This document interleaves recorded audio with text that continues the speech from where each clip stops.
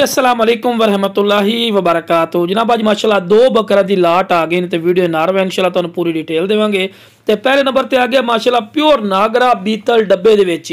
ते बड़े दोस्तों की फरमाइश भी होंदी फौजी भाई कि सानू जोड़ा लिया दिओ जिहड़ा 2024 की कुर्बानी ते भी लगे तो बकरियां वास्ते सानी रखिए तो कमाल की चीज़ होवे। चलो वीरा हुसन और खूबसूरती कोई नहीं होंदी माशाल्लाह वाइट आँख दे विच ने और पक्का खीरा वीरा चेक कर सकते हैं, फुल डिटेल नाल चेक करवा रहे हैं और आंडी पठोरा है। तो लो वीरा पठोरे की वेल चेक करो, कमाल की माशाल्लाह वेल है और दुम बिल्कुल तीर वाली कर सीधी, मोटे हड्ड पैरों के विच और डबल हड्डी माशाल्लाह।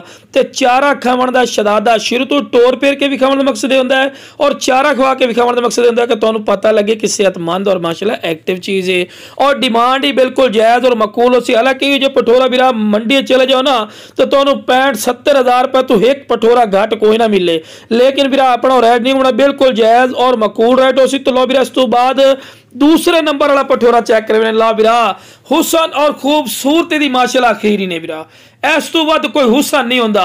100% वाला माशाल्लाह पठोरा ही ने।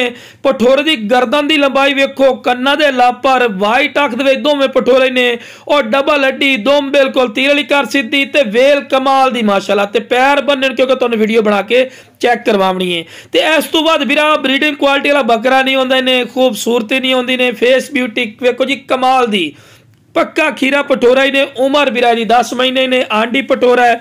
ते ला वीरा कमाल दी खूबसूरती ते खलोवणी वेखो माशाल्लाह कमाल दी ने। इस तो वध हुसन खूबसूरती नहीं होंदी। ते जेड़े वीर आंदे ने कि फौजी भाई शौक रखना तो यार शौक पूरा नहीं होंदा और मेरा सोना वीरा इस तो वध शौक कोई नहीं होंदा इन्हें।